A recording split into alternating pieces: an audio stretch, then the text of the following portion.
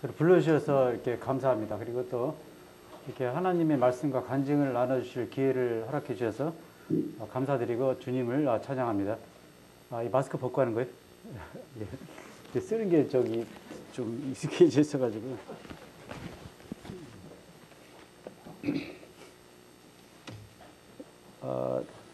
오늘 저는 룻기 말씀을 가지고 교제를 하기로 원하는데요. 시간이 1시간밖에 안 주어졌기 때문에 저에 대한 간증을 간단히 좀 하고 말씀 교제를 하도록 하겠습니다.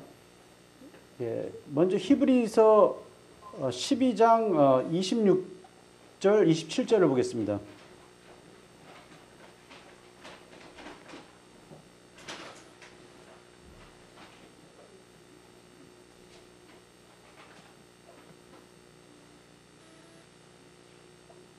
예, 히브리서 12장 26절, 27절.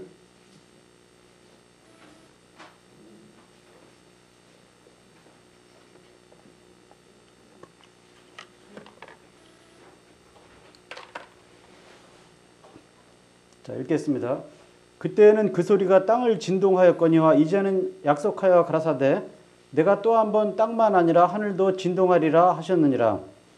이 또 한 번이라 하심은 진동치 아니하는 것을 영존케 하기 위하여 진동할 것들 곧 만든 것들에 변동될 것을 나타내심이니라. 예, 이 말씀에서 주님은 이렇게 진동을 말씀하고 있습니다. 흔든다는 거죠. 뭐 다 아시다시피 지금 우리가 코로나 시대를 살고 있고 이게 언제 끝날지 알 수가 없습니다. 그리고 저도 작년 12월 말에 아프리카에서 귀국하다가 코로나 확진자가 되어가지고 또 적시자병원에서 지난 1월 달에 입원하게 되고, 그리고 또 제 개인적으로는 이제 작년 2020년부터 지금까지 힘든 일이 되게 많았었습니다. 뭐 제 이름이 엄기훈인데 뭐 좀 힘 좀 썼었습니다. 그런데 그 작년부터 건강에 대한 자신감을 완전히 잃어버리게 됐습니다. 제가 원래 한 2000년 들어서부터 이 강직성 척추염이 있어가지고 허리가 좀 이제 굽게 돼가지고 키도 좀 줄었죠. 그래서 그런 대로 또 이렇게 잘 살았는데 작년 이제 5월 달부터 갑자기 아무것도 먹지 못했었습니다. 그러니까 굉장히 이게 찬 것 같고 계속 또 구역감이 들고 막 그래가지고 뭐 제가 남자기 때문에 임신을 안 해봐서 입덧이 어떤지를 모르겠습니다만은 거의 뭐 입덧 비슷한 이제 증상이 나타나서 정말 아무것도 먹을 수가 없었고, 특히 김치 냄새나 마늘 냄새 이런 거 맡으면 막 토할 것 같기도 하고요. 그 다음에 커피를 굉장히 좋아했었는데 커피도 굉장히 역겹고, 그러니까 이제 다른 데 아프면 모르는데 이렇게 아프니까 특히 먹지를 못하니까 너무 사는 게 괴롭더라고요. 그리고 이제 계속 식은땀이 나게 되고 밤에 잠을 못 자고, 그래서 이게 혹시 뭐 위나 장에 무슨 암이 있는 게 아닌가 그래가지고 아산병원 가서 이제 내시경 검사를 다 해봤는데 다행히 또 장은 이제 아무 이상이 없습니다. 그래서 나중에 이제 간 검사 해봤는데 간도 깨끗하고, 그래서 최후로 검사해 본 게 이 심장 이제 그 검사를 해봤는데 놀랍게도 제가 심근경색으로 나왔습니다. 그래서 작년 이제 9월 22일 날 그 심장 그 스텐트 시술을 했습니다. 그때 이제 그 스텐트를 2개를 이제 박았죠. 근데 제가 이미 시술했을 때는 이 아프리카로 이미 돌아가기로 비행기표가 끊어진 상태였습니다. 이제 10월 제가 초에 들어갔었는데, 근데 의사는 제가 이제 아프리카로 간다는 거를 듣고 가면 안 된다고, 지금 이제 시술한 지들 얼마 안 됐고, 또 코로나가 특히 이제 아프리카 그 에티오피아 같은 경우는 굉장히 창궐하고 있습니다. 한 작년 10월 달에는 10사람 중에 1사람을 이제 코로나 환자를 보고 있었는데, 제가 주로 있는 곳이 이제 케냐인데 또 케냐에 있으면서 이제 에티오피아를 왔다 갔다 하는데요. 상당히 좀 고민이 되죠. 가야 될 것인지 말아야 될 건지. 그렇지만 일단 이제 기도하고 이제 가게 됐습니다. 그래서 제가 가게 됐을 때 내가 믿음으로 행하고 또 주님을 의지하기 때문에 아마 코로나 안 걸릴 거다 생각을 했는데, 작년 12월 말에 이제 들어왔습니다. 무사히 돌아와서 몸 상태도 좋았는데 돌아오자마자 그 다음날 보건소에서 연락이 왔습니다. 확진자라고. 그래서 그 다음날 이제 그 119가 와가지고 저를 저기 서대문구에 있는 적십자병원에 이제 그 음압실, 말로만 따로 음압실에 있게 됐죠. 거기서 있다가 한 2주 정도 있었는데, 뭐 그렇다고 해서 증상이 심한 건 아니고 거의 무증상이었습니다. 주로 이제 밥만 먹고 나온 것 같은데, 그래서 이제 퇴원을 했죠. 근데 퇴원을 하고 났는데 사람들이 저를 좀 멀리하기 시작했습니다. 심지어 사무실이라든가 이제 식구들조차도 이렇게 분명히 병원에서는 이제 완치됐다 그래서 나왔는데 멀리하게 되더라고요. 그래서 아, 내가 코로나 전과자가 되었구나 이제. 그래가지고 그 뒤로도 뭐 그럴 필요가 없었는데 이제 제가 또 병원에 가서 이렇게 검사를 했습니다. 근데 한번 코로나에 걸려갖고 완치된 사람들은요, 보건소에서 검사를 안 해줘요. 왜냐면은 약간 의학적으로 설명하기 힘든데 양성 반응이 나올 수 있다 그래요. 음성 환자인데도 불구하고. 그래가지고 제가 이제 자비로 해가지고 병원에 가서 검사를 받았습니다. 근데 음성이 나오게 되고 그렇게 됐는데 지금까지 특히 외국에 왔다 갔다 하려면은 음성 확인서가 있어야 돼. 비행기 탈 때마다 음성 확인서가 있어야 됩니다. 72시간 내 것을 받아야 되는데 여태까지 코로나 그 PCR 검사를 8번을 받았습니다. 그러니까 처음에 여러분 받아보신 분 아시죠? 이 콧구멍에다가 푹 쑤셔갖고 막 그러면 막 아주 괴로운데 지금은 이제 많이 익숙해져 있죠. 그래갖고 이제 다 끝난 줄 알았는데 지난 3월 달부터 갑자기 또 이런 증상이 또 나타나기 시작합니다. 갑자기 체인 것 같고 또 아무것도 먹지 못하고 굉장히 이제 막 속이 쓰리고 막 밤에 잠을 못 자고 이런 증상이 또 시작이 됐어요. 그래서 왜 주님이 또 갑자기 왜 이렇게 하시는가? 뭐 과정이 깁니다만은 그래서 이제 병원에 아산병원에 또 갔는데 다시 또 시술을 하자 그러더라고요.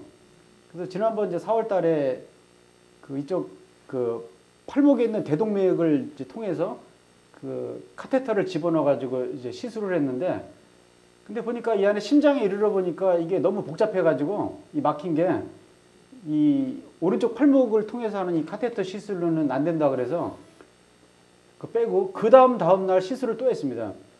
근데 시술이라는 게 주로 이제 심장 내과에서 하거든요.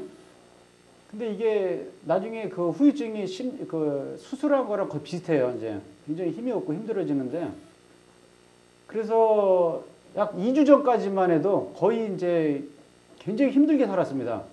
뭐 삶의 질도 다 떨어지고 정말 내가 이러다가 죽는 게 아닌가.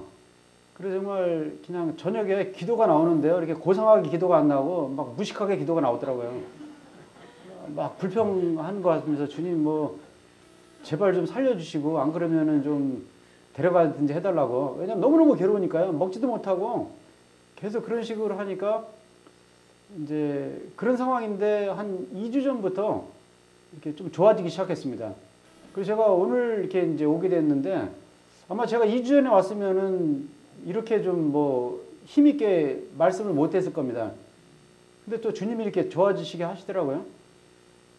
근데 제가 이제 다시 또 아프리카로 이달 말이나 다음 달 초에는 가야 돼요. 근데 거기 형제들이랑 계속 이제 전화를 해보니까 코로나가 점점 이제 심해져 가고 있다고 합니다. 거기 케냐 바로 밑에 그 탄자니아인데 한 달 전에 탄자니아 대통령이 존 마구풀리라는 사람인데 나이가 저보다 한 4살인데 코로나로 죽었어요. 그리고 옆에 콩고의 어떤 유력한 야당 그 대선 후보도 코로나로 죽었습니다. 그리고 이제 그래도 케냐는 그래도 덜한 편인데 그 옆에 에티오피아는 점점 심해져 가고 있어요. 저희가 에티오피아의 그 아와사라는 곳에서 이제 복음을 전하고 또 모임을 하고 있는데 그래서 이제 이번에 가긴 가야 되는데 또 고민이 되는 거예요. 가면 어떻게 될까? 그리고 한번 이미 경험을 해봤기 때문에 이제 저는 그냥 믿음으로 살고 또 그렇게 하면 코로나 안 걸릴 줄 알았어요. 근데 그렇지 않습니다.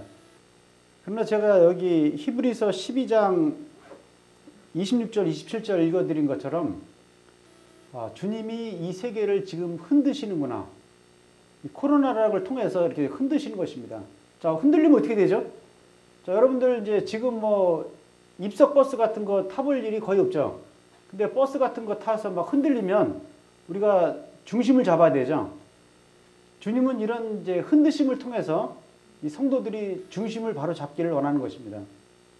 또한 주님이 저 개인적으로도 흔드시는 것을 볼 수가 있습니다.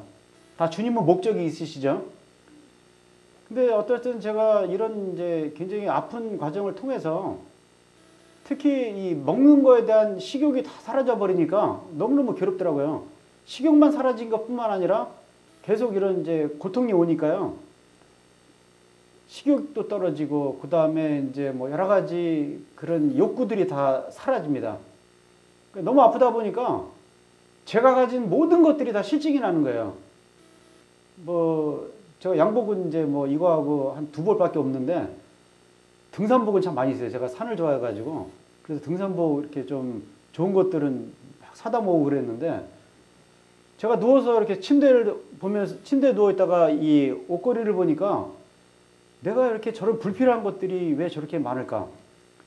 그래서 지난번에 뭐 비싼 돗바 뭐 이런 겨울옷들을 거의 2박스를 이제 모아가지고 저 안산의 외국인 노동자들하고 그냥 보내줘 버렸어요.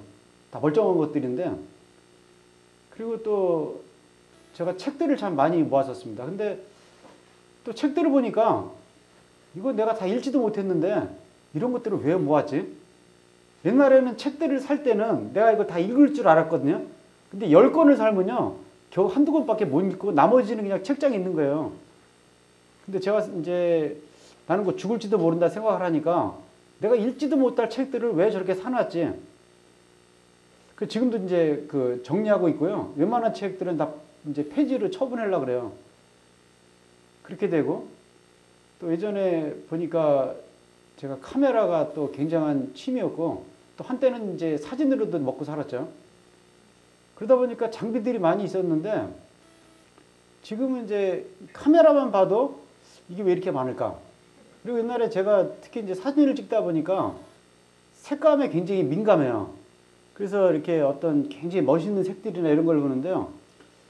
이번에 봄이 됐는데 봄이 되면 이제 매화가 피죠. 매화가 그 아주 연분홍이 피잖아요. 근데 내가 연분홍 색깔을 보니까 막 구역질이 날라 그래요. 아니 아름다운 꽃을 보는데 여러분들 구역질이 나는 게 상상이 가겠습니까? 근데 그렇게 되더라고요. 그러니까 이건 뭐냐면 주님이 나의 모든 욕구들을 뒤틀어 버리신 거예요. 아름다운 것도 아름답게 안 보이고 그러니까 이제 갖고 싶은 게 없어지겠죠. 아 이게 사람의 그 소유욕이라든가 욕구라는 게 이렇게 바뀔 수도 있구나. 그러니까 모든 게 다 싫어지니까 아 이것은 주님이 나를 흔드시는 거구나.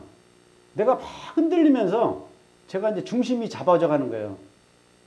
덕분에 이제 오늘 여기 딱 왔는데 제가 여기 그 바지를 옛날에 입고 올 때는 아주 힘을 꽉 줬는데 오늘은 아주 여유 있게 입고 오게 됐습니다. 살이 한 10kg가 빠져가지고 저희 집사람이 기분 좋아하더라고요. 그러니까 주님이 이제 중심을 잡아가는 거예요. 그러면서 아 내가 사는 게 믿음으로 살아야 되겠구나. 이거 너무나 당연한 얘기죠. 근데 주님이 이렇게 저를 막 3번 이제 막 2번 3번 흔들시고 나서 이제 중심이 잡혀지고 아 이제 내가 살든지 죽든지 정말 주님께 온전히 맡겨야 되겠구나. 아, 이런 것들을 또 깨닫게 됐습니다. 이번에 다시 아프리카 돌아가는 것도 또 심각하게 고민이 되지 않을 수가 없죠. 그리고 나중에 또 한국 돌아오면 이제 자가격리해야 되는데 그 전에 또 코로나 검사 받아야 되는데 또 확진이 되면 어떡하지? 근데 그거는 이제 그때 문제고요. 근데 제가 한 가지만 간단하게 말씀드릴 수 있는 것은 코로나 걸리고 나서 참 굉장히 축복을 많이 받았습니다. 주님이 여러 가지 영적으로 또 심지어는 물질적으로까지 축복을 해주셔가지고요. 굉장히 코로나 걸리고 나서 또 모든 것이 또 풍요해졌었습니다. 주님이 그렇게 위로를 해주시는 것 같아요. 그러니까 우리는 뭐 이렇게 되든지 저렇게 되든지 주님께 100% 맡기면 됩니다. 근데 이게 쉽지가 않죠. 우리가 만약 이런 교제를 한다 할지라도 살든지 죽든지 주님의 뜻에 맡긴다는 것은 쉬운 일이 아닙니다. 그러나 아무튼 이 코로나 시대가 빨리 끝나기를 원하고 또 그러므로 말미암아 성도들이 더 정상적으로 더 가깝게 교제하기를 바라는 마음입니다. 그래서 다음에 또 언제 만날지 모르겠지만은 계속 우리가 주님 안에서 귀한 이 생명의 이 교제와 간증들이 있기를 바라겠습니다. 제가 오늘 룻기 말씀을 준비했는데요. 이거는 이제 제가 저지난달에 굉장히 아플 때 몇 번에 걸쳐서 저희가 줌으로 김복기 식구들하고 이제 교제를 한 건데 오늘 압축을 해서 주어진 시간 내에 한번 교제했으면 좋겠습니다. 자, 룻기를 한번 보겠습니다.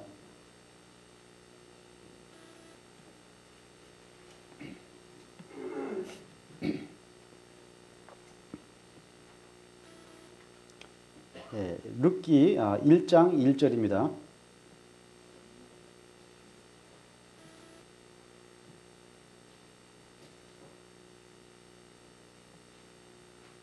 제가 읽겠습니다. 사사들의 치리하던 때에 그 땅에 흉년이 드니라. 유다 베들레헴의 한 사람이 그 아내와 두 아들을 데리고 모압 지방에 가서 우거하였는데 그 사람의 이름은 엘리멜렉이요 그 아내의 이름은 나오미요 그 두 아들의 이름은 말론과 기론이니 유다 베들레헴 에브라 사람들이더라. 그들이 모압 지방에 들어가서 거기 유하더니. 자, 룻기는 4장으로 이루어진 짧은 책인데 우리에게 굉장한 메시지들을 주고 있습니다. 그리고 어떻게 보면 이 성경 전체가 이 룻기라고 할 수가 있습니다. 왜냐하면 모압 여인, 이스라엘의 회중에 영원히 들어올 수 없는 이 모압 사람 룻이, 또한 이 과부였던 룻이 어떻게 이스라엘 회중에 영접이 되어지고 또 그 가운데 유력자 보아스와 결혼하여서 그 죽은 남편의 상속재산이 다 회복되었는지가 룻기의 이야기인데, 이것은 그리스도 안에 있는 이 구속, 우리들의 구속의 이야기입니다. 자, 그렇기 때문에 룻기는 굉장히 우리에게 아주 이 간결하고 분명한 메시지들을 주고 있습니다. 자, 그런데 룻기는 어떻게 시작됐냐면 사사들이 치리하던 때에 그 땅에 흉년이 드니라 이렇게 돼 있고요. 그 다음에 그 중에 이제 한 사람이 있었는데 엘리멜렉이라는 사람이 나옵니다. 자, 근데 우리가 이 룻기라는 것은 알아야 되는데요. 여기 1장 1절에 나오지만 이것은 사사들이 치리하던 때에 쓰여진 책입니다. 그러니까 사사들이 치리하던 때 약 400년간의 기간인데 그때 일어난 사건이라는 거죠. 그러니까 이 앞에 있는 책 사사기와 룻기는 사실 같은 시대에 일어난 책입니다. 자, 그런데요. 이 룻기 1장 1절을 보기에 앞서서 그 전 책인 이 사사기 끝에를 보겠습니다. 자, 사사기 21장이죠. 21장 25절을 한번 보겠습니다. 자, 그때 이스라엘에 왕이 없으므로 사람이 각각 그 소견에 오른 대로 행하였더라. 자, 이 사사기에는 이 표현이 4번 나와요. 그때 이스라엘에 왕이 없으므로 사람이 각각 그 소견에 오른 대로 행하였더라. 성경에서 가장 어두운 책이 바로 사사기입니다. 근데 그 원인 중에 하나가 그때는 이스라엘에 왕이 없었다 이렇게 나와 있죠. 그러니까 사람들이 맘대로 살았다 이렇게 되어 있는데 바로 그 다음 장 룻기 1장 1절 어떻게 보면 이 사사기와 룻기는 같은 책이에요. 계속 연속이 되는 건데, 자, 사사들이 치리하던 때에 흉년이 들었다. 이것은 하나님 말씀의 성취입니다. 하나님의 백성들이 불순종하고 계속 우상 숭배에 빠지게 되면 하나님께서 하늘 문을 닫고 비를 내리지 않겠다고 말씀하셨습니다. 그러니까 말씀이 그대로 성취가 되는 거죠. 자, 그런데 여기서 한 사람이 나오는데 그 사람의 이름은 엘리멜렉이다 되어 있습니다. 자, 근데 굉장히 이 이름 뜻을 살펴보면요, 굉장히 아이러니하고 재미있습니다. 이 엘리멜렉이라는 것은 무슨 뜻이냐면 하나님은 왕이시다 이런 뜻입니다. 자, 바로 그 앞에 절, 그러니까 저는 이제 사사기 21장 25절 말하는 거예요. 그때 이스라엘에 왕이 없었다 그랬죠. 자, 그랬는데 그 다음 절 여기 룻기 1장 2절에는 그 사람의 이름은 엘리멜렉이다. 하나님은 왕이다라는 이름을 가진 사람의 비극적인 이야기가 시작됩니다. 자, 이것만 돼도 메시지가 되죠.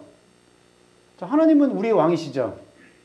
또 이스라엘 백성들은 하나님을 왕으로 모신 선택받은 백성들인데 그때는 이스라엘에 왕이 없었다. 굉장한 메시지입니다.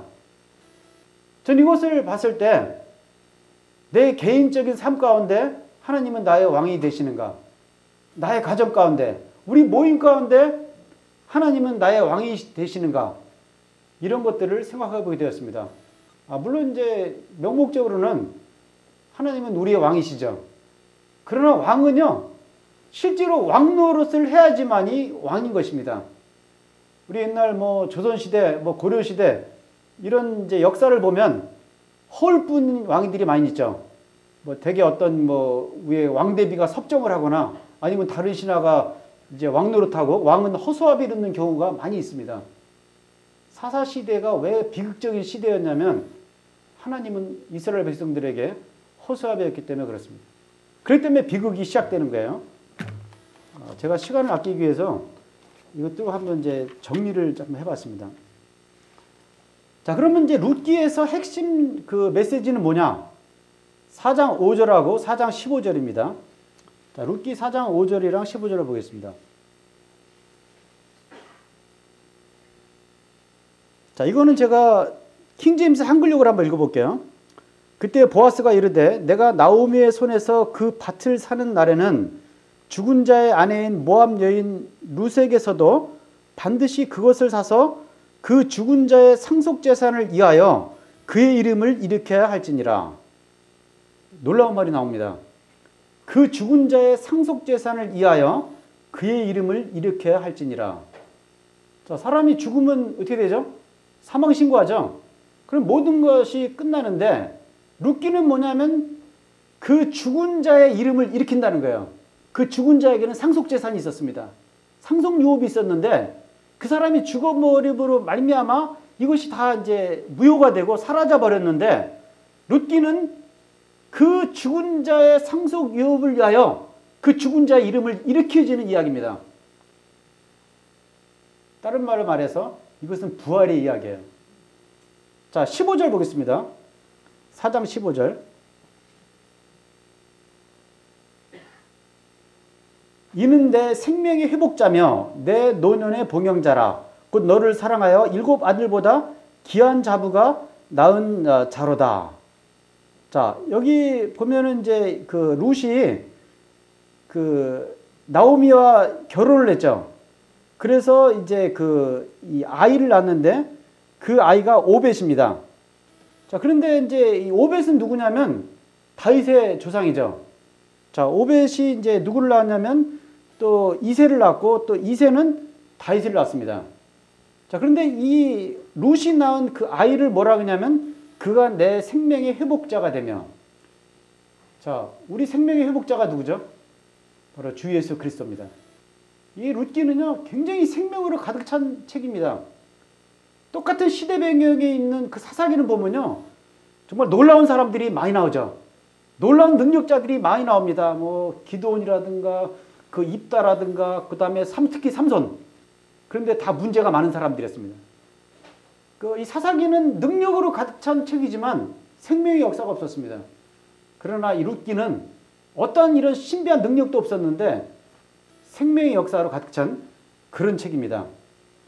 자, 그래서 이 룻기를 보면요, 어떻게 보면 이제 책 제목은 룻기인데 여기서 가장 유력한 사람이 누굴까요? 보아스죠. 그래서 어떨 때는 보면 이게 차라리 룻기가 아니라 보아스기라고 하면 어쩔까? 그게 좋을 수도 있겠죠. 왜냐하면 보아스 그는 부유한 사람이었고 존경받는 이였고 저명한 이였고 고매한 인격의 소유자였습니다. 주 예수 그리스도를 상징하기에 충분합니다. 반면에 룻은 누구입니까? 그녀는 과부였고 10대 또는 영원히 주의 회중에 들어올 수 없는 모압 사람이었고 이스라엘 땅에서는 낯선 이방이었습니다. 가장 불명예스러운 사람이었죠. 그냥 모압 거지예요. 경기도 방언으로는 거지를 거지라고 그러는데요. 우리 이제 특히 뭐 땅에서 주워 먹는 사람 땅거지라 그러죠. 모압이 보면 땅거지예요. 모압 여인이 이스라엘 땅에 온 것만 해도 이거 굉장히 구설수에 오를 얘기인데 또 이제 그 남의 밭에 가서 이삭을 줍는 땅거지였었습니다. 근데 이런 사람이 그 베들레헴에서 가장 유력하고 존경받는 사람인 보아스와 결혼하는 이야기가 나와 있는 것이고, 이건 그냥 지어낸 로맨틱한 스토리가 아니고요, 실제 있었던 역사입니다. 그리고 이것은 바로 교회와 그리스도의 결혼을 이야기하는 것입니다.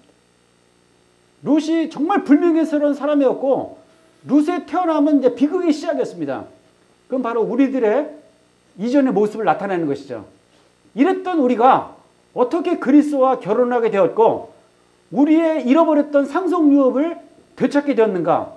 이게 바로 룻기의 이야기입니다. 그렇다고 보면 이것은 성경 전체의 메시지이고 어떻게 보면 성경 전체가 룻기라고 할 수 있습니다. 이 룻기에는 예수 그리스도의 구속의 모든 원칙과 그것의 모든 영광스러움이 이 작은 책 안에 집적되어 있습니다.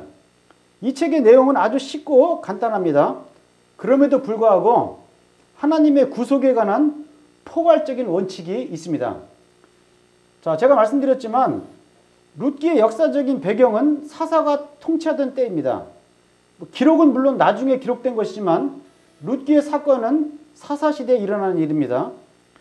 아시다시피 사사기는 성경 전체에서 가장 끔찍한 책이라고 할 수가 있습니다. 뒤에 특히 보면 굉장히 막 엽기적인 사건이 나오죠. 막 첩두를 두고 나중에 막 그냥 뭐 강간 사건도 나오고 또 토막 사건 나오고 그거로 인해서 막 동족산쟁이 일어나고 옛날에 제가 사사기를 봤을 때 이게 도대체 누가 좋은 나라가 누가 나쁜 나라지? 누가 좋은 놈이고 나쁜 놈이지? 분별이 안 되죠? 진짜 끔찍한 책입니다. 가장 충격적인 일들이 정말 알고 싶지 않은 사건들이 기록되어 있습니다. 어둡고 끔찍하며 사악한 상황들이 자주 전개되어 있는 책입니다. 인간 마음속에 있는 죄악의 깊이, 하나님의 생각으로부터 아주 멀어져 있는 백성들의 위치 등이 기록되어 있는 것입니다. 우리가 사사기를 단 한 번이라도 읽게 되면 우리는 하나님의 인내심에 놀라게 됩니다. 그리고 당신의 백성들을 돌이키시려는 그분의 거룩한 의지를 보게 됩니다. 다시 말해서 그러한 끔찍한 상황 속에서도 장기적인 관점에서 행동하시는 하나님을 보게 됩니다. 이게 세계 구속의 여명이에요. 제가 예전에 그 에릭 사워 형제님이 쓴 세계 구속의 여명, 구약에 관한 이야기고 신약은 십자가의 승리인데 안타깝게도 생명의 말씀사에서 그걸 절판을 시켜버렸습니다. 뭐 다시 출판할 계획도 없다 그러는데 세계 구속의 여명이 바로 룻기의 이야기입니다. 자, 사사기 끝구절은 아까 제가 보여드린 대로 그때에는 이스라엘의 왕이 없었다 그랬죠. 근데 룻기의 끝구절을 보면요. 나중에 집에서 확인해 보세요. 4장 끝에 오벳은 이새를 낳고 이새는 다윗을 낳았다라고 되어 있습니다. 다윗이 누구죠? 유다의 왕과 바로 예수 그리스도를 상징하는 왕이죠. 사사기는 왕이 없었다 끝나는데 룻기는 바로 예수 그리스도를 상징하는 이 다윗 왕으로 끝납니다. 참 다윗인 주 예수 그리스도가 그런 주 예수 그리스도로 끝나는 것입니다. 이것이 바로 하나님의 기나긴 영적 전망입니다. 그분은 그날을 향해 행동하셔서 다윗과 그의 영광스러운 왕국을 도래시키고 다윗을 통해 더욱더 큰 왕국과 진정한 다윗이신 예수 그리스도를 출현시키는 것입니다. 우리는 때때로 상황이 영적으로 매우 절망적이고 매우 어렵다고 생각하곤 합니다. 또한 하나님의 생각은 그분의 백성들 사이에서 표현되는 것과는 거리가 멀다고 느끼곤 합니다. 그러나 하나님은 이보다 더 나쁜 날에도 은밀하고 주권적으로 행동하셨다는 사실을 기억해야 됩니다. 주님을 찬양합니다. 자, 아까 1장에 보면 사사들이 다스리던 때에 기근이 있었다라고 말하고 있습니다. 그것은 하나님의 말씀의 성취였습니다. 한번 말씀 볼까요? 신명기 28장 23절 24절.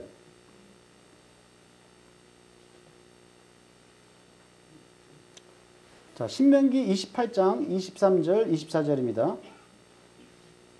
자, 내가 만약에 하나님의 말씀에 계속 불순종하고 우상 숭배를 하면 어떻게 되느냐? 23절입니다.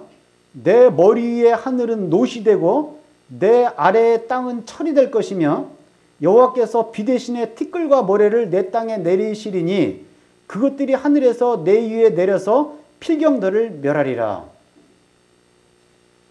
여러분 예전에 그 유명한 영화 마션이라는 영화 봤죠? 마션이 화성인이죠.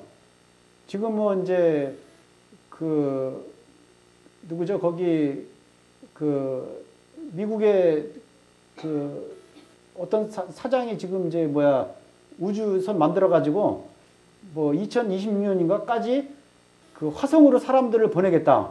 그렇게 얘기하고 있는데 될지 안 될지는 모르겠습니다. 자, 근데 화성이 좋나요? 저는 이 말씀 보면서 야, 이거야말로 화성이다.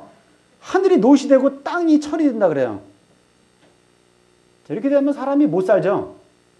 근데 이스라엘 백성들이 하나님의 말씀에 지속적으로 불순종하고 우상 숭배하는 결과 이렇게 된 것입니다. 자, 그래서 이제 사사들이 다스리던 때에 기근이 있었습니다. 이건 또 엘리야 시대 때도 마찬가지죠. 백성들의 불순종과 우상 숭배로 인해 3년 동안 땅에 비가 내리지 않았습니다. 자, 사사기 때에는 하나님께서 쓰시는 사람들에게조차도 그런 불순종에 연루되어 있었습니다. 한번 기도원 볼까요? 그의 아버지 집에 뭐가 있었습니까? 우상이 있었죠. 나중에 보면요, 기드온조차도 하나님이 그렇게 놀랍게 사용하신 후에도 그는 우상을 세웠습니다. 나중에 막 자식들이 막 서로 죽이고 막 난리가 났죠. 나중에 이제 삼손은 더 말할 것도 없고요. 사사기의 특징은 주님의 백성들의 잃어버린 성별입니다. 저는 제가 아까 말씀드렸지만 작년 5월 달부터 지금까지 정말 주님한테 엄청 이제 혹독하게 다루심을 받은 다음에 이런 것들을 깨달았습니다. 물론 제가 뭐 주님을 믿는 이제 성도고 뭐 소위 이제 해외까지 나가서 복음을 전한다고 하는 사람이기 때문에 뭐 외견상 저의 삶에 그렇게 큰 뭐 이상은 없을 것입니다. 나는 뭐 이렇게 바른 생활을 하고 있어. 그러나 제가 이런 심근경색을 2번을 앓게 되면서 모든 삶의 욕구가 다 잃어버리게 됐다 그랬죠. 그러니까 심지어는 이 아름다움이라든가 맛에 대한 이런 모든 감각도 왜곡되어지고 없어지는 거예요. 그랬을 때 내가 너무나도 세상을 사랑했구나. 제가 비록 이 가운데 강단에 있지만 이 마음은 세상에 있는 거예요. 주님은 이런 사람들을 향해서 징계하십니다. 물론 우리가 거듭나지 않았다면 아예 상관도 안 하시겠죠. 그러나 이 거듭난 주님의 자녀들에게는 그럴 경우에는 혹독한 징계가 따릅니다. 왜 그럴까요? 잃어버린 성별을, 이 거룩함을 되찾기 위해서 주님이 이렇게 하신다는 거예요. 아브라함을 왜 하나님께서 그 갈대아 우르에서 불러내셨을까요? 그 역사를 살펴보면요, 그 갈대아 우르에는 5,000가지 종류나 되는 우상이 있다 그래요. 뭐 일본 가면 우상의 종류가 한 3,000가지인가 4,000가지가 된다 그러죠. 그랬는데 네팔 인도 사람들이 뭐 3, 4,000가지가 그러냐. 우리는 신이 1억 개나 있어. 1억 개인가 뭐 10억 개인가 있다 그랬다 그래요. 이렇게 그래서 인도 사람들은 길거리 갈 때 개미도 잘 안 밟으려고 그러죠. 그것도 신입니다. 자, 그런 데에서는 우리가 하나님을 제대로 섬길 수가 없죠. 그래서 하나님께서 아브라함을 불러내셨습니다. 또 하나님이 여호수아를 통해 가나안의 7족속을 멸망시키고 그 심각한 우상의 땅을 깨끗게 하셨습니다. 그러나 슬프게도 그 땅에 우상이 여전히 있었습니다. 그래서 하나님의 말씀대로 기근이 발생하게 되었습니다. 자, 그런데 현재 우리에게도 기근이 있습니다. 뭐 그제 어제 비가 참 많이 왔죠. 저는 영적 기근을 말하는 거예요.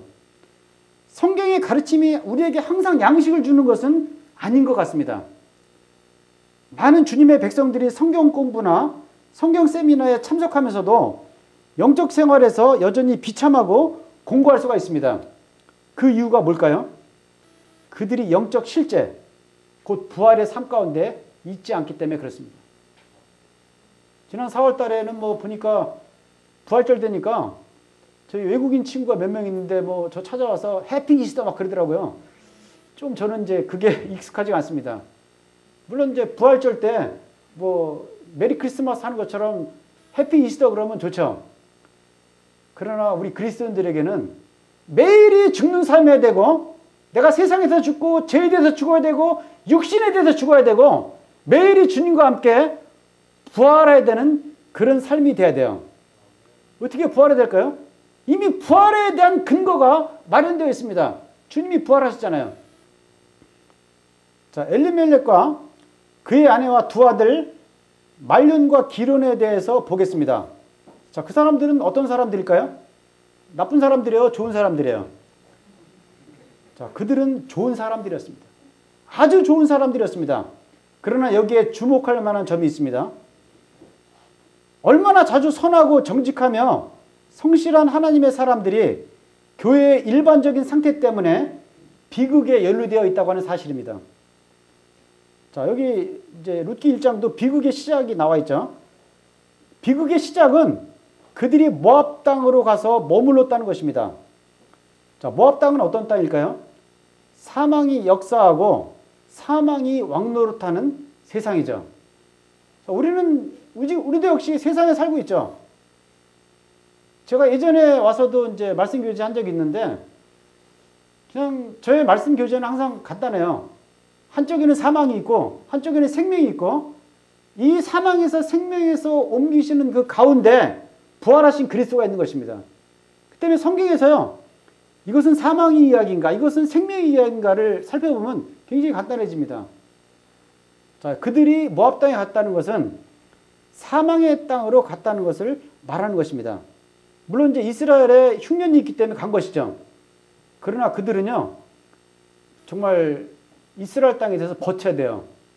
뭐 요즘 이런 말 강단에서 쓸지 모르면 안 되겠습니다. 존버란 말이죠. 의미에 대해서 제가 설명 안 하겠습니다. 하도 이제 사람들이 이렇게 말하는데요.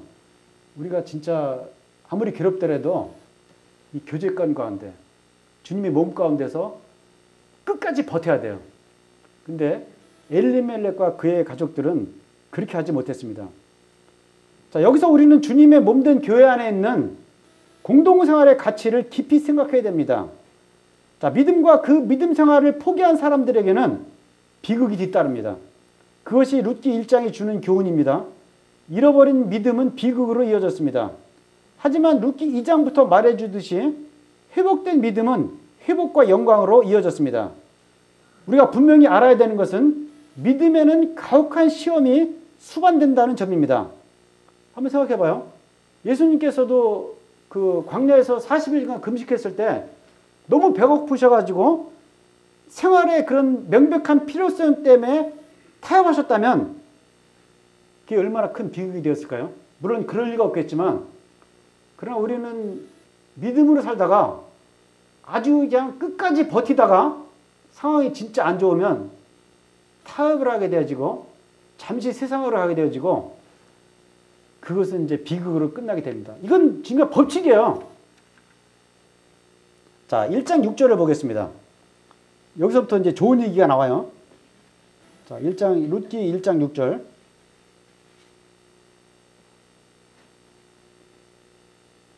자, 5절에 보면 이제 그 엘리멜렉 죽고 말론과 기륜 두 사람이 다 죽고 그 여인은 두 아들과 남편의 뒤에 남았더라. 자, 이보다 비참할 수가 없겠죠. 자, 그런데 6절 보면요, 그가 모압 지방에 있어서 여호와께서 자기 백성을 건고하사 그들에게 양식을 주셨다함을 들었으므로, 자, 건고란 게 뭘까요? 하나님께서 자기 백성을 돌아보셨다는 것입니다. 킹제임스 한글역 보면 그때 그녀가 주께서 자기 백성을 돌아보사. 자, 그게 뭘까요? 그게 바로 부활의 소식입니다. 여호와께서 자기 백성을 건고하사. 자, 그 전까지 나오미와 롯은 사망의 교착 상태에 있었습니다. 그러나 먼 나라에서 들려오는 좋은 소식을 들었습니다. 하나님께서 당신의 백성들을 건고하셨다. 400년이라는 길고 어두운 날 동안에도 주님이 당신의 백성들을 찾아오셨다는 거예요. 주님 찾아오셨네, 모시어 드리세. 저는 이런 것들을 경험을 했어요. 지난번에 진짜 3월, 4월 동안 너무너무 괴로워서 주님 제발 좀 살려주세요. 막 이 밤에 잠을 제대로 잘 수가 없었습니다. 이제 한잠 자다가 이제 한 새벽에 6시쯤 됐나 보다 하고 시계를 보니까 1시밖에 안 됐어요. 아픈 사람들은 잠을 잘 못 자요. 또 막 자다가 이제는 좀 새벽이 됐나 보다 하고 일어나 보면 새벽 3시밖에 안 됐습니다. 그럴 때 어떻게 되죠?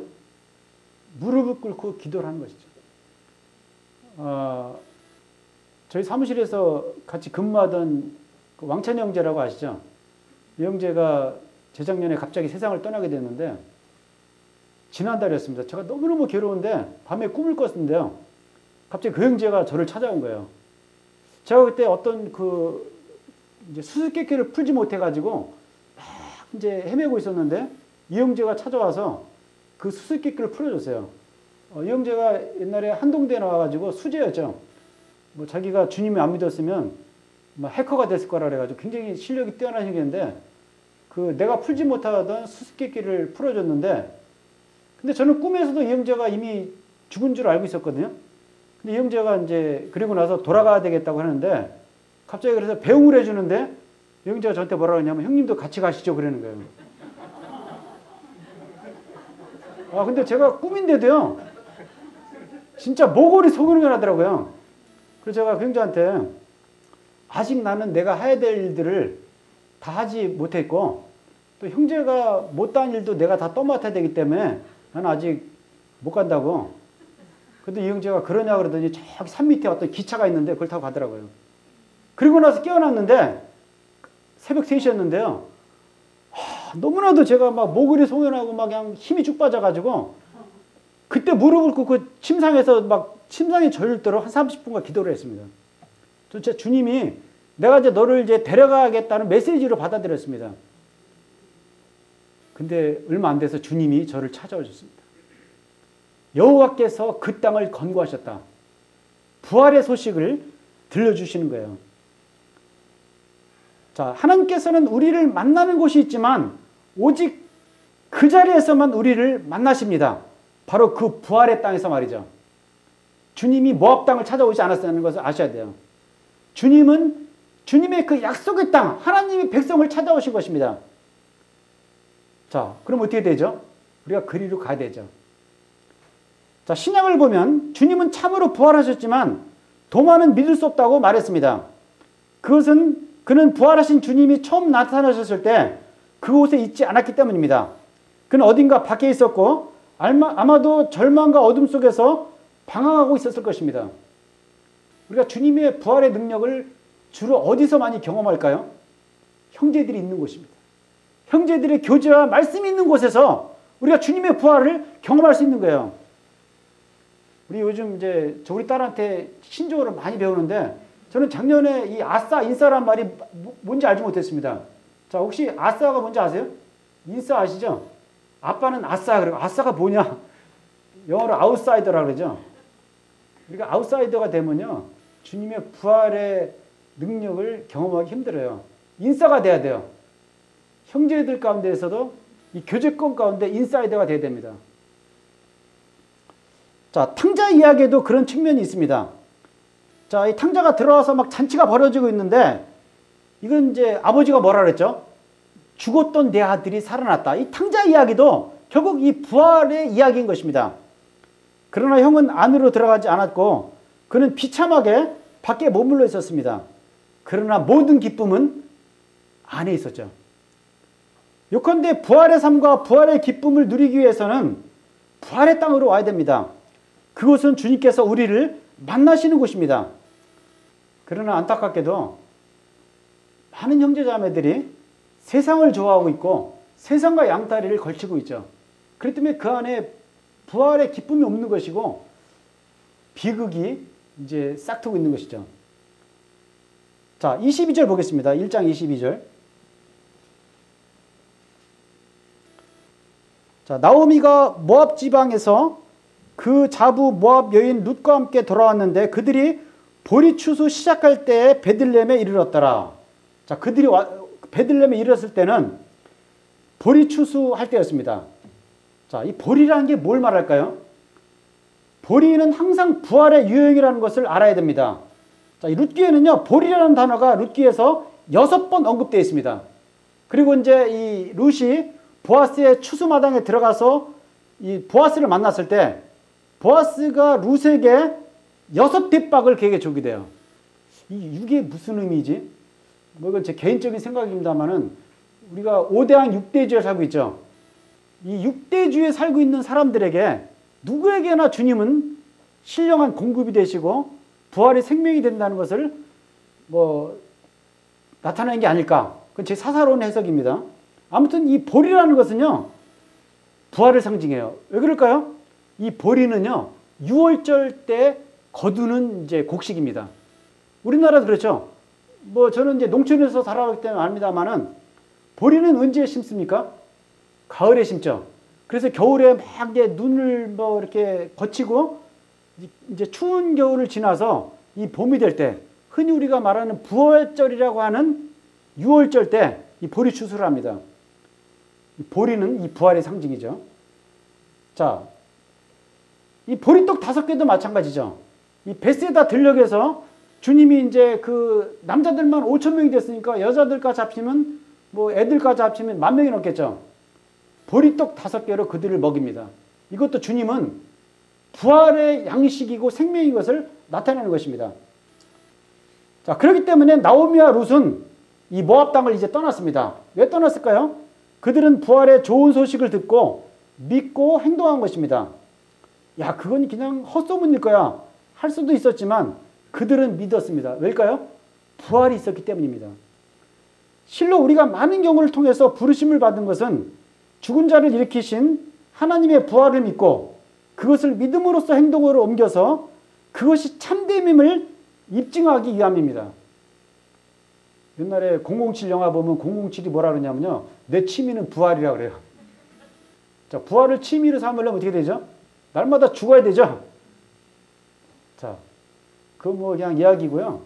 우리 그리스도인들은 날마다 죽음으로 말미암아, 날마다 주님과 함께 십자가의 죽음을 선포함으로 말미암아 하나님이 우리를 살리신다는 것을 믿어야 돼요. 어떻게 보면요, 그리스도인들은요 매일마다 이 롤러코스터를 타는 거예요. 별로 즐겁지 않죠.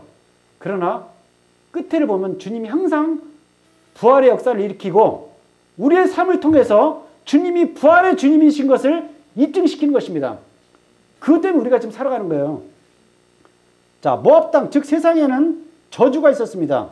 그러나 예수님께서 우리를 위해 저주와 심판을 받으셨고 우리의 의롭다함을 위해 부활하셨습니다. 그러기에 우리는 그 부활을 근거로 하여 저주의 장소인 모압 땅을 떠나서 그분의 부활로 나아가야 합니다. 거기에 모든 부요와 충만이 있습니다. 모압 땅으로 돌아가지 않도록 조심하기 바랍니다. 세상은 여전히 저주 아래 있습니다. 골로새서 3장 1절부터 보면 그러므로 너희가 그리스도와 함께 살리심을 받았으면 위의 것을 생각하고 그 다음 뭐죠? 땅의 것을 생각지 말라 그러죠. 땅의 것이 세상이고 그게 바로 모압입니다. 자, 부활에 대한 하나님의 역사는 우리로 하여금 그분의 부활의 장소에 있게끔 만드시는 것입니다. 자, 베들레헴 이름이 무엇인지 아시죠? 그건 빵집이에요. 그 부활의 집이라는 것입니다. 여러분들은 지금 어디에 있습니까?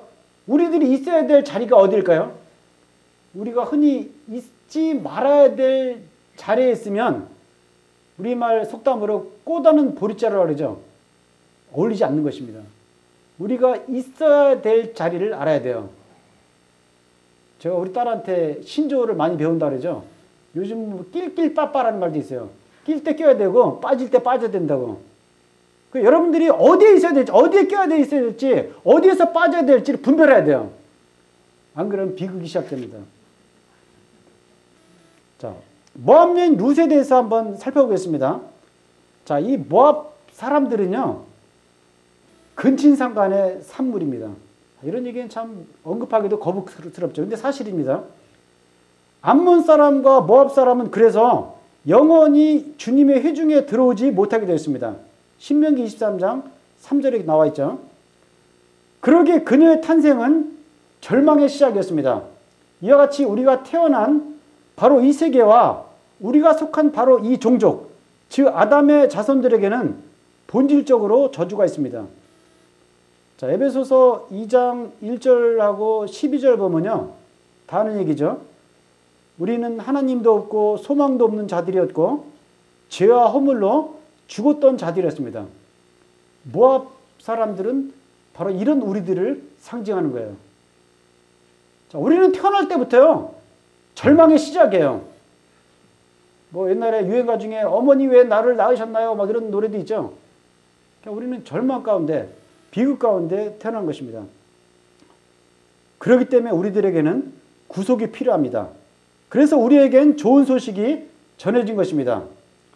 보리수확, 즉 부활이 시작되었고 그 소식이 멀리 떨어진 이 황폐한 곳에 있는 가련한 우리 영혼들에게까지 전해진 것입니다. 그래서 그들, 나오미와 룻은 완전한 절망과 황폐의 장소, 저주와 심판의 장소인 모압을 떠나 부활의 장소인 베들레헴으로 간 것입니다.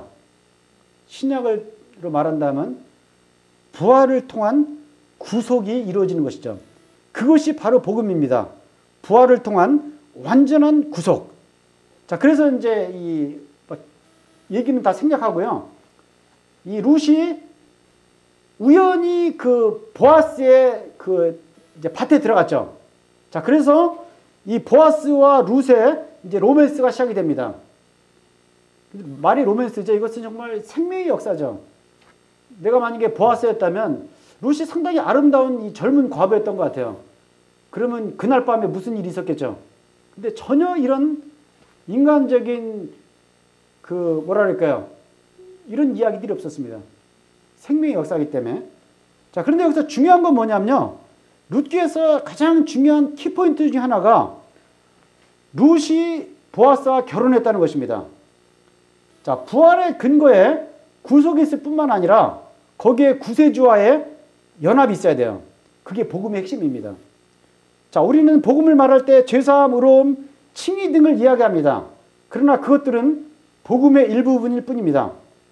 구속과 구원의 핵심은 구세주 예수 그리스도와의 결혼, 연합에 있다고 하는 것입니다. 자, 우리 이 중에도 지금 이제 뭐 결혼하신 형제자매들이 많이 있죠. 자, 그러면 어떻게 되죠? 항상 이 배우자들은요, 배우자들을 1순위로 생각해야 돼요. 제가 처음에 이제 결혼했을 때 이런 면에서 실패했습니다. 여기 우리 이호준 형님이랑 김영임 자매님이 아마 저희 처음 결혼 생활 잘 하실 거예요. 매일마다 싸웠습니다. 왜냐하면요, 항상 제 아내와 저 사이에는 우리 부모님이 계셨습니다. 저도 항상 그 유교적인 그런 가르침이 익숙해 있어가지고 항상 이제 그 아내보다는 아버지와 어머니가 우선순위였습니다. 자, 물론 이제 우리가 효도해야 되죠. 그래서 성경적인 원리는요, 우리가 부모를 떠나서 이 아내와 참된 연합을 이루어야 돼요. 그 다음에 부모가 있는 것입니다. 이게 안 되면요, 효도도 안 돼요. 제가 그래서 좀 효자들에다가 나쁜 남편 되고 나쁜 이제 아들이 되었었습니다. 성경의 원리를 모르기 때문에 그러는 것이죠. 자, 그리고 제가 뭐 이제 등산을 참 좋아했죠. 흔히 제가 산악인으로 기억되기를 바랄 때가 있었습니다. 자, 산악인이 되려면 어떻게 되죠? 일요일도 없어요. 지금도 제가 아는 사람들은 저 인수봉, 선인봉 가서 암벽 등반하고 뭐 등산하고 막 그럽니다. 자, 근데 제가 어디를 가더라도 제 아내의 동의를 구해야 되죠. 물론 이제 제가 아내의 머리입니다만은 제가 스스로 제 자신을 주장할 수가 없습니다. 우리는 한 몸이기 때문에 그러는 것이죠. 그리고 또한 이 아내는 이 남편 가운데 복종을 해야 되는 거예요. 뭐 미국 뉴스 보니까 세계 이혼 그래가지고 빌 게이트 부부가 이혼을 했죠. 근데 이제 이혼 사유가 여러 가지가 있는데 그 중에 한 가지가 뭐냐면 빌 게이트 재단에 빌 게이트와 그 아내가 이제 공동 대표였는데 매년마다 성명서를 낼 때 빌 게이트가 혼자서 냈대요. 근데 그 아내가 뭐라고 했냐면 당신과 나는 동등하기 때문에 성명서를 같이 작성하자, 그렇게 했다는 거예요. 그 때문에 대파 싸웠다는 것입니다. 나중에는 이제 그러면 빌 게이트가 1성명서를 내고 당신은 2성명서 내, 이렇게 막 했는데 나중에 이제 이혼까지 가게 된 거예요. 물론 그 밖에 다른 이유도 있는데 우리가 참된 결혼 생활이 무엇인지, 가식적인 결혼 생활이 무엇인지 우리가 구별해야 됩니다. 자, 그렇다면 주님과 나는, 우리도 결혼 생활이죠. 주님은 나의 신랑인데, 주님은 나의 신랑이고 나는 신부인데 너무나도 많이 우리는 머리 대신 주님의 동의 없이 내 마음대로 사는 거예요. 우리가 어떤 사업을 해도요, 먼저 결정을 해요. 이래서 되게 망합니다. 먼저 형제자매들에게 물어봤으면, 또 교회의 기도 제목을 구했다면 아마 상황은 달라졌겠죠. 근데 주님은 그냥 이제 허수아비예요. 허수아비 남편인 경우가 있죠. 그러나 이 복음의 핵심은 뭐냐? 바로 우리의 구속주이시고 구주이신 주님과의 참된 연합 가운데 있는 것입니다. 주님과 나가 항상 하나야 돼요. 저는 이제 이번 저의 그 아픈 과정을 통해서 내 안에 신랑 되신 그리스도로 인한 참된 부흥이 있어야 되겠구나. 예전에 그런 게 없었습니다. 그러나 지금은 이런 것들이 회복되어 가고 있는 중입니다. 이게 룻기의 핵심이죠. 자, 알다시피 룻은 그 땅에 들어왔을 수도 있고 그 이스라엘 땅의 작은 부분을 받을 수도 있습니다. 또 특정한 이익을 얻을 수도 있습니다. 그러나 보아스와 결혼을 하지 않았다면 그 모든 유익은 아무것도 아닌 것이죠.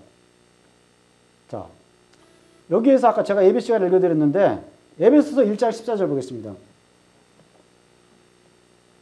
에베소서 1장 14절.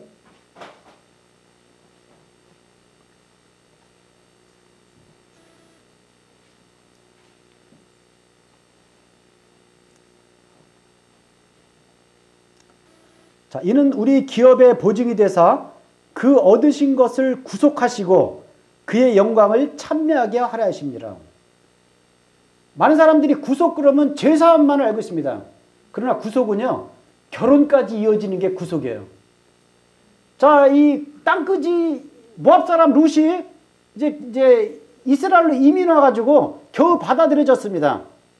그걸로 이야기가 끝나면 어떻게 될까요? 그건 이도저도 아니죠. 그러나 보아스와 결혼을 함으로 말미암아 구속이 완성되어지고 그 영광이 찬미되는 것이죠. 이게 주님과 우리의 결혼의 목적인 것입니다. 자, 룻에게 주어질 그 놀라운 상속재산이 상실된 것은 그런데 그녀가 처음 했던 결혼으로 일한 것입니다. 자, 이건 이제 다른 대목인데 이 부분을 보겠습니다. 자, 원래 룻은 뭐 이스라엘 사람도 아니었고 아무것도 아니었는데 아무튼 이제 엘리멜렉의 아들 그 말론과 결혼함으로 인해 가지고 이제 비극이 시작됐는데 그렇지만 또 아이러니하게도 그 놀라운 상속 재산이 상실된 것은 그녀가 처음 했던 결혼으로 일한 것이라는 것이죠. 즉 그녀가 엘리멜렉의 아들 말론과 결혼했기 때문에 상속 문제에 대한 어려움이 발생한 것입니다.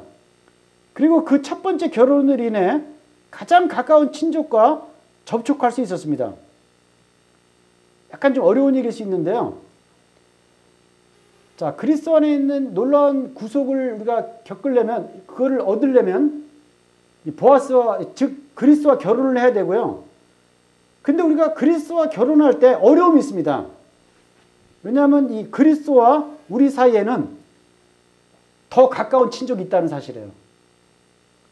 자, 예전에 저희가 새생명 사람들 그 출판할 때 더 니어리스트 킨즈맨 그래가지고 그 로이에슨이 쓴 가장 가까운 친족이라는 이제 그 연재물을 새생명 사람들에 낸 적이 있습니다. 거기에 보면 가장 가까운 친족이 나와요. 그건 보아스가 아니죠. 이 보아스도 물론 그 엘리멜렉 집안에 다시 말해서 이제 룻의 가까운 친족이 있었지만 가장 가까운 친족은 아니에요. 자, 가장 가까운 친족이 누굴까요? 자, 시간 관계상 제가 읽어보겠습니다. 룻기 2장 1절 보면 친족 보아스가 나오죠. 2장 20절에는 가장 가까운 친족 중 하나가 나와요. 3장 12절에는 그 사람은 나보다 가까운 친족이다 나와 있습니다. 또 4장 1절에도 보아스가 말하는 가장 가까운 친족이 나와요. 자, 본질적으로 가장 가까운 친족이 누굴까요? 바로 늙은 아담을 말합니다. 우리 안에 있는 옛 아담이 예수님보다 우리에게 더 가까운, 가장 가까운 친족이라는 거예요. 자, 실제로 그는 너무 가까이 있고 항상 그 자리에 있습니다. 그는 결코 멀리 떨어지지 않습니다. 그래서 보아스가 뭐라냐면 나보다 더 가까운 친족이 있다 이렇게 말하고 있습니다. 자, 보아스는 이제 이걸 그에게 맡기고 그가 어떻게 할 수 있는지 보자 하고 말합니다. 주님은 구속에 관한 일을 첫째 아담이 어떻게 해결할 수 있는지 그 전체 영역을 열어준 것입니다. 마지막 아담이여 둘째 사람이신 그리스도께서는 이렇게 말씀하십니다. 나는 늙은 아담에게 완전한 기회와 방법을 줄 것이다. 자, 그가 무엇을 할 수 있는지 보자. 그가 과연 구원자가 될 수 있는지, 타락한 인간을 변화시킬 수 있는 모든 가능성과 힘이 있는지 보자. 자, 결과는 어떻습니까? 자, 우리 찬송가 있죠? 울어도 못하네, 참아도 못하네, 힘써도 못하네. 이 아담이 있죠? 좀 속칭 진짜 가오는 잘 잡아요. 가오가 뭔지 아시죠? 폼은 잘 잡아요. 자기가 뭐든지 할 수 있다 생각합니다. 자, 그래서 보아스가 뭐라 그러죠? 나보다 더 가까운 친족이 있으니 그가 어떻게 하나 보자. 4장 1절 보면 마침 그가 성문 앞을 지나가고 있죠. 아무개야 일로 와봐라. 그러면서 자, 네가 그 이제 엘리멜렉, 몰락한 그 엘리멜렉의 그 상속 유산을 물을 짜다라고 이야기해 줍니다. 그래서 이제 룻하고 결혼해야 된다 얘기하고 있어요. 그래서 처음에 그거 어떻게 얘기했죠? 나 못해. 그렇게 안 했죠. 하겠다 그랬습니다. 그런데 만약에 네가 룻하고 결혼해서 이제 자식을 낳으면 그것이 너의 이름이 아니라 그 죽은 자의 이름을 위해서 그걸 이어야 된다 그랬죠. 그 죽은 자의 상속 유산을 위하여 그의 이름을 이렇게 된다. 근데 그 가장 가까운 친족이 어떻게 됐죠? 자기에게 손해가 있을까 해서 못하겠다 그랬습니다. 이게 바로 옛 아담의 모습입니다. 옛 아담은 무엇이든지 할 수 있을 것처럼 행동합니다. 그러나 자기에게 손해가 되는 것은 조금도 하지 않습니다. 그러나 마지막 아담이요 둘째 사람 그리스도는 그 자신까지도 희생하셨습니다. 그리하여 부활을 역사하신 것입니다. 이게 룻의 이제 이야기죠. 자, 시간이 얼마 안 남았으니까 제가 5분만 더 쓰고 마치겠습니다. 자, 이 모든 유산은 룻의 것이죠. 자, 보아스가 유일한 구속자이시고 그 구속이 실행되었을 때 모든 상속 유산은 보아스에 의해서 룻의 것이 되었습니다. 그것은 바로 그리스도 예수 안에 있는 구속입니다. 다시 말해서 우리는 모든 것을 그분 안에서 얻은 것입니다. 로마서 8장 32절 보면 우리 모두를 위해 자신의 아들을 아끼지 않고 내어주신 분께서 어찌 그분과 함께 모든 것을 값없이 우리에게 주시지 않겠느냐. 자, 그랬죠. 자, 이런 이야기가 바로 룻기 이야기입니다. 자, 그리스도 예수 안에 있는 구속 안에서 우리는 우리가 잃어버렸던 것보다 훨씬 더 많이, 아담이 가졌던 것보다 훨씬 더 많이, 또 그가 잃어버렸던 것보다 훨씬 더 많이 얻는 것입니다. 그것이 바로 우리가 그리스도 예수 안에서 얻는 상속 유산인 것입니다. 이와 같이 룻은 그녀가 모압 땅에서 잃어버렸던 것보다 훨씬 더 큰 상속 유산을 얻게 된 것입니다. 뭐 뒤에 이렇게 준비한 게 많이 있는데요. 제가 한 이제 2가지만 더 언급하겠습니다. 아까 4장 5절 얘기한 것처럼 상속재산의 그 죽은 자의 이름을 일으키는 것이다 그랬죠. 자, 어떻게 이게 가능할까요? 이것은 일반 사람들에게는 황당할 수가 있습니다. 그러나 그리스도 예수 안에서는 가능한 일이죠. 어떻게 해요? 바로 씨앗으로, 부활에 이르게 하는 그리스도의 씨앗으로 가능한 일입니다. 자, 제가 처음에 엘리멜렉의 이름 뜻이 뭐라 그랬죠? 하나님은 왕이라 그랬죠. 자, 그래서 그 죽은 자의 이름을 일으킨다는 것은 바로 그 기업에 주님의 이름을 올리는 것을 말합니다. 자, 사사기 마지막 장 언급에는 그 이스라엘은 왕이 없다 그랬죠. 그리고 우리는 주님 안에서 죄사함을 받았다 할지라도 영적 실제 가운데는 주님이 우리의 왕이 되지 않는다면 우리는 하늘의 유업도 그 상속 유업의 기쁨도 없는 것이죠.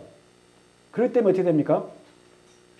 우리의 그 이름 위에 주님의 이름이 얹혀져야 돼요. 바로 하나님이 왕이다라는 것이 우리 삶 가운데 선포가 돼야 됩니다. 자, 그럴 때 주님께서 우리를 회복시키는 것입니다. 자, 한 말씀만 더 보겠습니다. 2장 11절. 룻기 2장 11절입니다.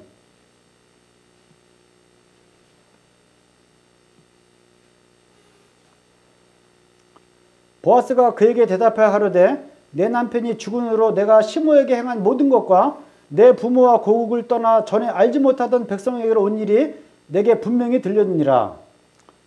자, 내가 한 일이 내게 분명히 들려졌다. 저는 룻기에서 이 말씀으로 인해서 가장 많이 위로를 받았습니다. 자, 왜 그러냐면요. 룻이 이제 어머니를 따라서 이 이스라엘 땅으로 왔습니다. 근데 처음에 와보니까요. 자, 이스라엘 사람들이 룻을 따뜻하게 환대했을까요? 물론 나오미는 환대를 했죠. 그러나 룻은 이방 사람이었습니다. 더구나 이스라엘의 회중에 들어올 수 없는 그런 불명예스러운 족속이었습니다. 자, 그랬는데요. 그 룻은 정말 믿음으로 자기의 시어머니를 섬겼을 때 그것을 누가 알아줬을까요? 이스라엘의 모든 사람들이 여기 대해서 주목하지 않았을 것입니다. 그러나 한 사람이 있었습니다. 보아스는 그 일을 주목했다는 것입니다. 바로 이게 주님이 우리에게 하신 일들이에요. 자, 우리가 정말 믿음으로 결정할 때, 정말 믿음의 모험을 시작할 때 아무도 알아주지 않는 것 같습니다. 괜히 나만 헛짓하는 것 같습니다. 나만 손해보는 것 같아요. 그러나 주님은 우리에게 말씀하십니다. 여기 11절에 한 것처럼 내가 한 일이 내게 분명히 보여줬다고 말하는 것입니다. 자, 그래서 히브리서 11장 6절에 뭐라고 되어 있습니까? 믿음이 없이는 기쁘시게 못하나니 하나님께 나아가는 자는 반드시 그가 계신 것과 또한 그가 자기를 찾는 자들에게 상 주시는 자이심을 믿어야 할지니라. 제 아들이 결혼 정년기가 지나가고 있는데 어떤 때 이것 때문에 굉장히 힘들어해요. 근데 제가 얘기를 해요. 믿음으로 살아라. 어떤 자매들한테 막 너의 그 배필이 될지 모를 자매들에게 잘 보려고 하지 말고 믿음으로 살아. 그럼 하나님은 반드시 상 주는 자시야. 근데 어떤 때는요, 이거 잘 안 믿으려고 그래요.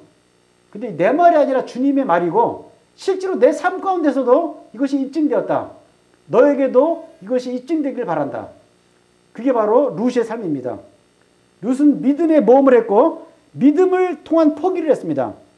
처음에 거기에는 모든 것이 잘 될 것이라는 전망과 지식이 없었습니다.